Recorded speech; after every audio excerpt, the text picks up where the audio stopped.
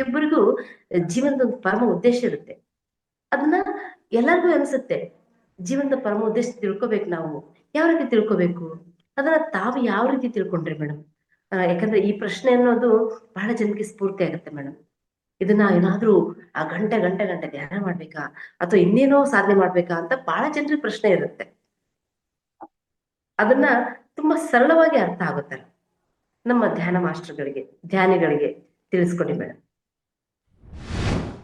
ನಾವು ಧ್ಯಾನಕ್ಕೆ ಬಂದಿದ ತಕ್ಷಣ ಸ್ವಲ್ಪ ಧ್ಯಾನ ಅಭ್ಯಾಸ ಮಾಡಿದ್ವಿ, ಸ್ವಲ್ಪ ಸಾಧನೆಯಲ್ಲಿ ನಮ್ಮನ್ನ ನಾವು ತೊಡಗಿಸ್ಕೊಂಡ್ವಿ ಅಂದ್ರೆ ನಮ್ ಮುಂದೆ ಬರೋ ಕ್ವಶನ್ನೇ ಇದು: ನನ್ನ ಮುಂದಿನ ಗುರಿ ಏನು? ನಾನು ಏನನ್ನ ಸಾಧಿಸೋದಕ್ಕೆ ಇಲ್ಲಿಗೆ ಬಂದಿದ್ದೀನಿ? ನನ್ನ ಮುಖ್ಯ ಉದ್ದೇಶ ಏನು ಜೀವನದಲ್ಲಿ ಅನ್ನೋದು ನಮ್ಗೆಲ್ಲರಿಗೂ ದೊಡ್ಡ ಕ್ವಶನ್ ಮಾರ್ಕ್ ಆಗತ್ತೆ. ಯಾಕೆಂದ್ರೆ ಇದು ಮುಂಚಿಂದನೂ ಇರುತ್ತೆ, ಈ ಕ್ವಶನ್ ಮಾರ್ಕ್ ಮುಂಚಿಂದನೂ ಇರುತ್ತೆ. ಆ ಕ್ವಶನ್ ಮಾರ್ಕಿಗೆ ಆನ್ಸರ್ ಎಲ್ಲಿ ಇದ್ ಮಾಡ್ಕೊಳ್ತಿರ್ತೀವಿ ಅಂದ್ರೆ ನಮ್ ಫಿಸಿಕಲ್ ಲೈಫ್ ಅಲ್ಲಿ ನಾವು ಆ ಕ್ವಶನ್ಗೆ ಆನ್ಸರ್ ಹುಡ್ಕೊಂಡಿರ್ತೀವಿ. ನಾನ್ ಇಂಜಿನಿಯರ್ ಆಗ್ಬೇಕು ಅಂತನೋ, ನಾನ್ ದೊಡ್ಡ ಸಮಾಜ ಸೇವಕಿ ಆಗ್ಬೇಕು ಅಂತನೋ, ಹೀಗೆ ಏನೋ ಒಂದು ಆ ತರದಲ್ಲಿ ನಾವು ಕಂಡುಕೊಂಡಿರ್ತೀವಿ. ಆದ್ರೆ ಧ್ಯಾನಕ್ಕೆ ಬಂದ ಮೇಲೆ ನಿಜವಾದ ಉದ್ದೇಶ ಏನು ಅನ್ನೋದು ದೊಡ್ಡ ಕ್ವಶನ್ ಮಾರ್ಕ್ ಆಗ್ತದೆ. ಇಷ್ಟು ದಿನ ನಾನು ಏನ್ ಅನ್ಕೊಂಡಿದ್ನೋ ಇದಲ್ಲ, ಇನ್ನೂ ಏನೋ ಇದೆ, ನಾನ್ ಇನ್ನೂ ಏನೋ ಮಾಡ್ಬೇಕಾಗಿದೆ ಅನ್ನೋದು ನಮ್ಗೆಲ್ಲರಿಗೂ ಅರ್ಥ ಆಗುತ್ತೆ. ಆದ್ರೆ ಅದು ಏನು ಅನ್ನೋದು ನಮ್ಗೆ ರಿವೀಲ್ ಆಗೋದಿಲ್ಲ. ನಾನ್ ಏನ್ ಸಾಧಿಸ್ಬೇಕಾಗಿದೆ ಅನ್ನೋದು ನಮಗೆ ರಿವೀಲ್ ಆಗೋದಿಲ್ಲ. ಬಟ್ ನನ್ಗೆ ಏನೋ ಇದೆ ಅನ್ನೋದು ಮಾತ್ರ ಅನ್ಸುತ್ತೆ. ಹೀಗೆ ಇದ್ದಾಗ ನಾವು ಏನ್ ಮಾಡ್ಬೇಕು ಅಂತಂದ್ರೆ, ಒಂದು ಪಕ್ಕ ಧ್ಯಾನ, ಇನ್ನೊಂದು ಧ್ಯಾನ ಪ್ರಚಾರ, ಧ್ಯಾನದ ಜೊತೆ ಜ್ಞಾನ. ಈ ಧ್ಯಾನದ ಜೊತೆಯಲ್ಲಿ ಜ್ಞಾನವನ್ನ ಏನು ಸ್ವೀಕಾರ ಮಾಡ್ತೀವೋ ಅದನ್ನ ನಮ್ಮ ಜೀವನದಲ್ಲಿ ಎಷ್ಟು ಅಳವಡಿಸ್ಕೊಳ್ತಿದೀವಿ ಅನ್ನೋದ್ರ ಬಗ್ಗೆ ನಾವು ಅವೇರ್ನೆಸ್ ಕಲ್ತ್ಕೋಬೇಕು. ಇದು ನಾವು ಮಾಡ್ಬೇಕಾಗಿರುವಂತ ಮೇನ್ ಕೆಲಸ. ನಾವು ಏನ್ ತಿಳ್ಕೊಂಡಿದೀವಿ ಅದನ್ನ ಎಲ್ಲರಿಗೂ ಹಂಚಿ ಅಂತ ಪತ್ರಿ ಸರ್ ಹೇಳ್ತಾರೆ. ನಿನಗೆ ಎ ಗೊತ್ತಿದ್ರೆ ಎ ಹೇಳು, ಬಿ ಗೊತ್ತಿದ್ರೆ ಬಿ ಹೇಳು ಅಂತ. ಇದು ಕರೆಕ್ಟೇ. ಆದ್ರೆ ಬಿ ಗೊತ್ತಿರೋದನ್ನ ಹೇಳಿದೀವಿ, ಬಿ ಗೊತ್ತಿರೋದನ್ನ ಹೇಳಿದಾಗಿದ ತಕ್ಷಣ ಅದೇ ಸ್ಟಾಪ್? ಬಿ ಒಂದೇ ಅಲ್ಟಿಮೇಟ ಅಲ್ಲ. ನಾನ್ ಸಿ ಹೋಗ್ಬೇಕು. ಬಿ ನಲ್ಲಿ ಕಲ್ತಿದ್ದನ್ನ ಹೇಳಿದ್ವಿ, ಧ್ಯಾನ ಅರ್ಥ ಆಯ್ತು ನಮಗೆ, ಧ್ಯಾನವನ್ನ ಎಲ್ಲರಿಗೂ ಹೇಳ್ಕೊಟ್ವಿ. ಆದ್ರೆ ಅಷ್ಟೇ ಎಂಡಿಂಗ್ ಅಲ್ಲ, ಅದು ಒಂದು ಸ್ಟೆಪ್ ಅಷ್ಟೇ. ಅದ್ರ ನಂತರ ಇನ್ನ ಇದೆ. ನಾನು ಧ್ಯಾನ ಹೇಳ್ಕೊಟ್ಟಾಯ್ತು, ನಾನ್ ಧ್ಯಾನ ಮಾಡ್ತಿದ್ದೀನಿ, ನಾನ್ ಧ್ಯಾನ ಮಾಡ್ತಾ ಮಾಡ್ತಾ ನನ್ನ ಒಳಗಡೆ ಏನೇನ್ ಚೇಂಜಸ್ ಆಗ್ತಿದೆ,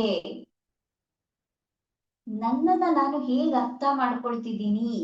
ಯಾಕೆಂದ್ರೆ ಧ್ಯಾನವನ್ನ ಹೇಳ್ಕೊಟ್ಟ ಮೇಲೆ ಏನಾಗತ್ತೆ, ನಾನು ಗ್ರೇಟ್ ಅನ್ನೋ ಅಂತ ಒಂದು ಕಿರೀಟ ಹತ್ತಿಸ್ಕೊಂಡ್ಬಿಡ್ತೀವಿ ನಾವು.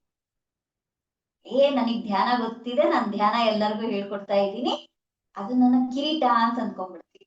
ಆದ್ರೆ ಅದು ಕಿರೀಟ ಅಲ್ಲ, ಅದು ಒಂದು ಕಲ್ಲು ಹೊತ್ತಷ್ಟು ಭಾರ.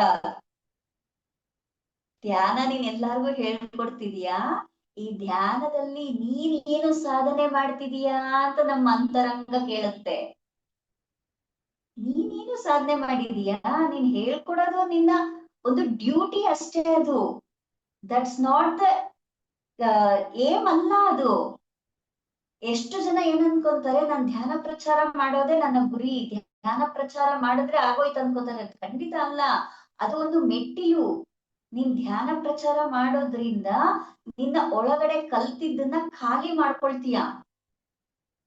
ಈಗ ಏನಾಗ್ತಿದೆ, ಒಳಗಡೆ ತುಂಬಿಕೊಳ್ತಾ ಇದೀವಿ, ನಾಲೆಡ್ಜ್ ತುಂಬಿಕೊಳ್ತಾ ಇದೀವಿ, ನಾವು ನಾಲೆಡ್ಜ್ ನ ತುಂಬಿಕೊಳ್ತಾ ಇದೀವಿ. ತುಂಬಿಕೊಂಡಿದ್ ನಾಲೆಡ್ಜ್ ಅನ್ನ ನನ್ ಜೀವನದಲ್ಲಿ ಅಳವಡಿಸ್ಕೋಬೇಕು, ಜೊತೆಗೆ ಎಲ್ಲಾರ್ಗು ಹೇಳ್ಬೇಕು. ಹೀಗ್ ಮಾಡ್ದಾಗ ಏನಾಗುತ್ತೆ, ಅದು ಖಾಲಿ ಆಗತ್ತೆ. ಈಗ ಒಂದು ಮಡಿಕೆ ಇದೆ, ಆ ಮಡಿಕೆನಲ್ಲಿ ನೀನ್ ಹಾಲು ತುಂಬ್ತೀಯ, ಹಾಲು ತುಂಬಿಟ್ಟು ಹಾಗೆ ಇಡ್ತೀವ? ಇಲ್ಲ, ಬಳಸ್ಕೊಳ್ತೀವಿ. ಅದ್ ಎಷ್ಟು ಬೇಕೋ, ಕಾಫಿಗ್ ಬೇಕಾ, ಹಾರ್ಲಿಕ್ಸ್ ಬೇಕಾ, ಬಳಸ್ಕೊಳ್ತೀವಿ. ಮಿಕ್ಕಿದನ್ನ ಏನ್ ಮಾಡ್ತೀವಿ, ಹೆಪ್ಪ ಹಾಕ್ತಿವಿ, ಮಜ್ಜಿಗೆ ಮಾಡ್ಕೊಳ್ತೀವಿ. ಏನಕ್ ಮಾಡ್ಕೊಳ್ತೀವಿ? ಬರೀ ಹಾಲೇ ಸಾಕಾಗಿತ್ತಲ್ಲ, ಮತ್ತ್ಯಾಕ್ ಅದನ್ನ ಹೆಪ್ ಮಾಡ್ಕೊಂಡು ಮಜ್ಜಿಗೆ ಮಾಡ್ಕೋಬೇಕು? ಇದನ್ನೇ ನಾವು ಧ್ಯಾನದಲ್ಲಿ ಕಲಿಬೇಕಾಗಿರೋದು.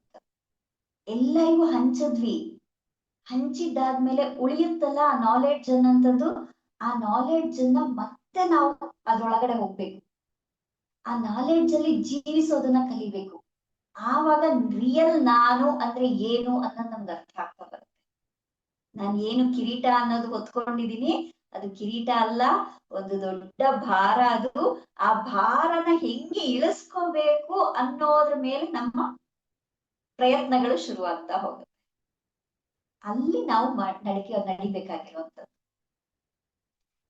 ಎಲ್ಲೂ ಎಂಡಿಂಗ್ ಅನ್ನೋಂಥದ್ದು ಇಲ್ಲವೇ ಇಲ್ಲ. ಜ್ಞಾನ, ಧ್ಯಾನ, ಜ್ಞಾನದಲ್ಲಿ ಹಾದಿ ಮುಂದೆ ಒರಿತಾ ಇರುತ್ತೆ ಹೊರತು ಇದು ನನ್ನ ಗುರಿ, ನಾನು ಇಲ್ಲಿ ತಲುಪದೆ ಅಂದ್ರೆ ಮುಗಿಯೋದಿಲ್ಲ. ಆ ಗುರಿ ಇನ್ನೊಂದು ಹೊಸ ಗುರಿಗೆ ಮಾರ್ಗ ಆಗುತ್ತೆ ಅಷ್ಟೇ ಹೊರತು ಆ ಗುರಿ ತಲುಪದೆ ಅಂದಿದ ತಕ್ಷಣ ಅದು ಸ್ಟಾಪ್ ಅಲ್ಲ, ಅಲ್ಲಿಂದ ಹೊಸ ಪ್ರಾರಂಭ ಶುರುವಾಗುತ್ತೆ ಅನ್ನೋದು ಅರ್ಥ ಮಾಡ್ಕೋಬೇಕು. ಅದನ್ನ ನಾವು ಅಳವಡಿಸ್ಕೊಳ್ತಾ ಹೋದ್ರೆ ಒಂದೊಂದೇ ಹೆಜ್ಜೆ, ಹೌದು ಸಣ್ಣ ಸಣ್ಣ ಹೆಜ್ಜೆನಲ್ಲೇ ನಾವು ಹೋಗೋಕ್ ಸಾಧ್ಯ ಇರುವಂತದ್ದು. ಇವಾಗ ನಾನು ಧ್ಯಾನ ಪ್ರಚಾರ ಮಾಡೋದೇ ನನ್ನ ಏಮ್ ಆಗಿರ್ಬಹುದು, ಆದ್ರೆ ಅಲ್ಲಿ ರೀಚ್ ಆಗಿದ ತಕ್ಷಣ ಅದು ಸ್ಟಾಪ್ ಮಾಡುವಂತದ್ದಲ್ಲ, ಅಥವಾ ಅದ್ರೊಳಗೇ ಮುಳುಗ್ ಹೋಗೋದು ಅಲ್ಲ. ಧ್ಯಾನ ಪ್ರಚಾರ ಮಾಡ್ತಿದ್ದೀನಿ, ಬರೀ ಧ್ಯಾನ ಪ್ರಚಾರ ಮಾಡೋದೊಂದೇ ನನ್ನ ಡ್ಯೂಟಿ ಅಲ್ಲ, ಅದ್ರ ನಂತರನೂ ತುಂಬಾ ಇದೆ. ಅದು ಏನು ಅನ್ನೋದನ್ನ ನಮಗ್ ನಾವೇ ಕಂಡ್ಕೋಬೇಕು. ಅಲ್ಲಿಂದ ಮುಂದೆ ಹೋಗ್ತಾ ಹೋಗ್ತಾ ಹೋಗ್ತಾ ಒಂದೊಂದೇ ಹೆಜ್ಜೆ ನಮಗೆ ನಮ್ಮನ್ನ ಪರಿಚಯ ಮಾಡಿಸ್ತಾ ಹೋಗುತ್ತೆ. ಹಾಗೆ ನಮಗೆ ನಾವು ಪರಿಚಯ ಮಾಡ್ಕೊಳ್ತಾ ಹೋದ ಹಾಗೆ ನಮ್ಗೆ ಅರ್ಥ ಆಗುವಂತದ್ದು ತುಂಬಾ ತುಂಬಾ ತುಂಬಾ ಹೆಜ್ಜೆಗಳು ಬರ್ತಾ ಹೋಗುತ್ತೆ. ಕೇವಲ ನಿನ್ನ ಭಾವನೆಗಳಲ್ಲ, ನೀನು ನಿನ್ನ ಅಂತರಂಗ ಮಾತ್ರವಲ್ಲ, ನೀನು ಕೇವಲ ಒಂದು ಶಕ್ತಿ ಅಲ್ಲ. ಆ ಶಕ್ತಿ ಹೇಗೆ ಹೇಗೆ ರೂಪಾಂತರಣವನ್ನ ಹೊಂದಬೇಕು ಅದ್ರ ಬಗ್ಗೆ ನೀನು ಮತ್ತೆ ಕಲಿತಾ ಹೋಗ್ಬೇಕು, ಇನ್ನೂ ಕಲಿಬೇಕು ಅನ್ನೋದು ರಿವೀಲ್ ಆಗ್ತಾ ಹೋಗುತ್ತೆ. ಹಾಗೆ ನಾವು ಸ್ಟಾಪ್ ಅನ್ನೋದು ಎಲ್ಲೂ ಇಲ್ಲ. Wonderful madam, wonderful. ಯಾಕಂದ್ರೆ ಇತ್ತೀಚೆಗೆ ದಿನದೊಳಗಡೆ ಹೆಂಗಂದ್ರೆ, ನಾನ್ ಪಿರಮಿಡ್ ಕಟ್ಸ್ಬಿಟ್ಟೆ, ನಾನು ಧ್ಯಾನ ಪ್ರಚಾರ ಮಾಡ್ತಾ ಇದ್ದೀನಿ, ನಾನು ಪುಸ್ತಕ ಬರೀತಾ ಇದ್ದೀನಿ, ನಾನು ಇಷ್ಟು ಮಾಡ್ತಾ ಇದ್ದೀನಿ ಅಂದ್ರೆ ಒಂದು ಸ್ಪಿರಿಚುವಲ್ ಯುಗೋ. ಅದು ಅವನು ತಪ್ಪಲ್ಲ, ಯಾಕಂದ್ರೆ ಮನುಷ್ಯ ಸಹಜ ಸ್ವಭಾವ ಅದು. ಆತನ ಅರಿಷಡ್ವರ್ಗಗಳಿಗೆ ಆಗಾಗ ಅದು ಆ ಒಂದು ಪ್ರಭಾವಕ್ಕೆ ಒಳಗಾಗೋದು ಸತ್ಯ. ನಿಜಕ್ಕೂ ಬಹಳ ಅದ್ಭುತವಾಗಿ ಒಂದು ಸಂದೇಶವನ್ನ ಕೊಟ್ರಿ ಮೇಡಮ್. ಇದನ್ನ ಪ್ರತಿಯೊಬ್ಬ ಮಾಸ್ಟರ್ಸ್ ಕೂಡ ಈ ವಿಡಿಯೋನ ನೋಡ್ಲೇಬೇಕು. ಒಂದು ನಿಲ್ದಾಣ ಅನ್ನೋದು ಈ ಆತ್ಮಕ್ಕೆ ಎಲ್ಲೂ ಇಲ್ಲೇ ಇಲ್ಲ. ಈ ಫಿಸಿಕಲ್ ಬಾಡಿಗಿರ್ಬೋದು, ಜರ್ನಿಗಿರ್ಬೋದು, ಆದ್ರೆ ಆತ್ಮದ ಪ್ರಯಾಣದೊಳಗಡೆ ಇವೆಲ್ಲ ತಂಗುದಾಣಗಳು. ಅಷ್ಟೇ ಸ್ವಲ್ಪ ಹೋಗ್ಬೋದು ಮುಂದಕ್ಕೆ ಹೊರತು ಇವು ತಂಗುದಾಣಗಳು. ಅದೇ ಪರ್ಮನೆಂಟ್ ಆಗಿ ಇಳಿಯೋ ಪ್ಲೇಸ್ಗಳಲ್ಲ ಇವೆಲ್ಲ ಯಾವುದು ಕೂಡ. ಅಂದ್ರೆ ಮುಂದಕ್ಕೆ ಹೋಗ್ತಾ ಇರ್ಬೇಕು, ಒಂದೊಂದೇ ಮೆಟ್ಲುಗಳನ್ನ ದಾಟ್ಕೊಂಡು ಹೋಗ್ಬೇಕು. ಎಲ್ಲವನ್ನ ದಾಟಿದ ಮೇಲೆ ಇದೇ ನಾನು ಅಂತಕ್ಕಂತ ಒಂದು ಅಹಂ ಬಂದ್ಬಿಡುತ್ತಲ್ಲ, ಆ ಅಹಂ ಅನ್ನೋದು ಹೋದ್ರೇನೆ ಮುಂದಿನ ಒಂದು ದಾರಿ ಸ್ಪಷ್ಟ ಆಗುತ್ತೆ ಅಂತ ಬಹಳ ಚೆನ್ನಾಗಿ ಹೇಳಿದ್ರಿ ಮೇಡಮ್. ಅದು ಕಿರೀಟ ಅಲ್ಲ, ಮುಳ್ಳಿನ ಕಿರೀಟ ಅಂತಾನು ಕರಿಬಹುದು ಅದನ್ನ. ಮುಳ್ಳಿನ ಕಿರೀಟ ನಿಜವಾಗ್ಲು ಮೇಡಮ್. ಈ ಮುಳ್ಳಿನ ಕಿರೀಟ ಮೇಡಮ್ ಇತ್ತೀಚೆಗೆ ಏನಂದ್ರೆ, ಒಬ್ಬರಿಗೆ ಹೊಸಬರಿಗೆ ಧ್ಯಾನ ಹೇಳ್ಕೊಟ್ರೆ 100 ತಾಸು ಧ್ಯಾನ ಮಾಡಿದಷ್ಟು ಎನರ್ಜಿ ಬರುತ್ತೆ ಅಂತ ಜನ ಏನ್ ಮಾಡ್ತಾ ಇದ್ದಾರೆ ಅಂದ್ರೆ, ಹೆಚ್ಚು ಧ್ಯಾನ ಪ್ರಚಾರಕ್ಕೆ ಒತ್ತು ಕೊಡ್ತಾ ಇದ್ದಾರೆ. ನನಗನ್ಸಿದ್ ಮಟ್ಟಿಗೆ ಆ ಒಂದು ವಿರೋಧದ ನಡುವೆ ಆಗ್ಲಾರ್ದೇನು ಇಷ್ಟೆಲ್ಲ ಆ ಥರದ ಜನರನ್ನು ನೋಡ್ತಾ ಇದ್ದೀನಿ. ಆಮೇಲೆ ಕೆಲವರು, ನಾನ್ ಸೀನಿಯರ್, ನನ್ ಧ್ಯಾನ ಮುಗ್ದೋಯ್ತು, ನಂದು ಧ್ಯಾನ ಏನೂ ಇಲ್ಲ, ಏನಿದ್ರು ಧ್ಯಾನ ಹೇಳ್ಕೊಡೋದು ಅನ್ನೋದನ್ನು ಕೂಡ ನೋಡಿದ್ದೀನಿ ಮೇಡಮ್. ಆದ್ರೆ ಇದ್ಯಾವುದು ಇಲ್ಲಿ ನಿಲ್ಲುವುದಲ್ಲ, ಇವು ತಂಗುದಾಣಗಳು.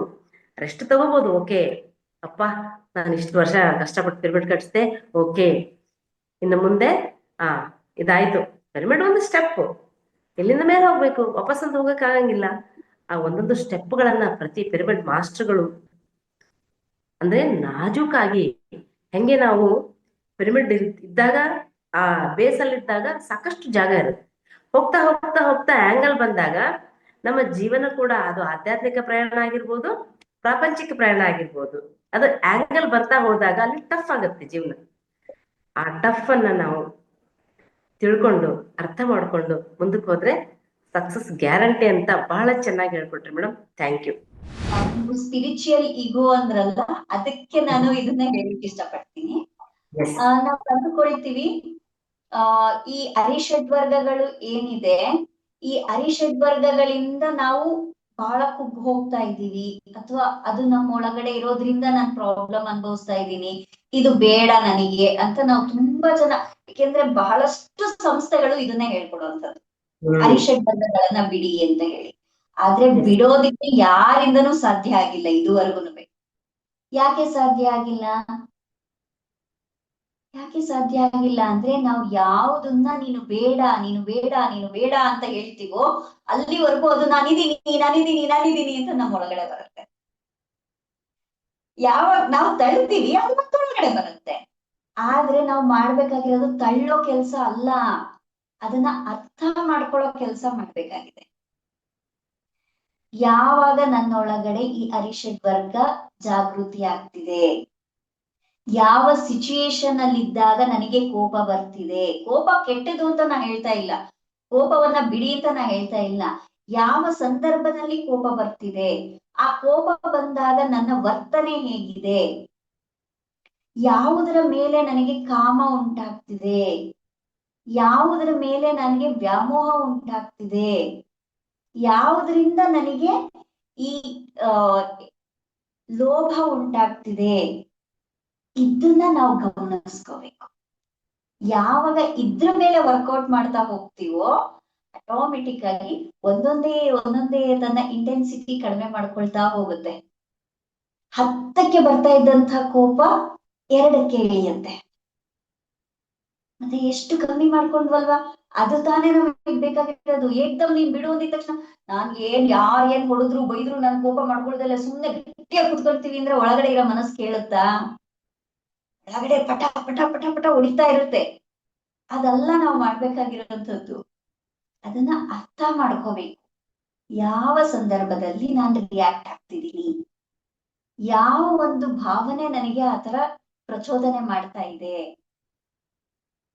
ಅದನ್ನ ಅರ್ಥ ಮಾಡ್ಕೊಂಡಾಗ ಹೊಸದಾಗಿ ಬಂದಿರೋ ಮೆಸೇಜ್ ಏನಂದ್ರೆ, ಈ 6 ಗುಣಗಳನ್ನ ನಾವು ಯಾವಾಗ ಅರ್ಥ ಮಾಡ್ಕೊಳ್ತಾ ಹೋಗ್ತೀವೋ ಇನ್ನು 6 ಗುಣ ನಮ್ಗೆ ಪ್ಲಸ್ ಪಾಯಿಂಟ್ ಆಗಿ ಸಿಗ್ತಾ ಹೋಗುತ್ತೆ. ಬೋನಸ್ ತರ. ಈ ಕಾಮ ಕ್ರೋಧ ಲೋಭ ಮೋಹ ಮದ ಮಾತ್ಸರ್ಯ ಯಾವಾಗ ಬಿಡೋದಲ್ಲ, ಅರ್ಥ ಮಾಡ್ಕೊಳ್ತೀವೋ ಆವಾಗ ನಮ್ಮೊಳಗಡೆ ಪ್ರೀತಿ, ಸಹನೆ, ಕರುಣೆ, ಮಾತೃತ್ವ, ದೈವತ್ವ ಇವೆಲ್ಲವೂ ಬೆಳೀತಾ ಹೋಗುತ್ತೆ. Super, super, wonderful.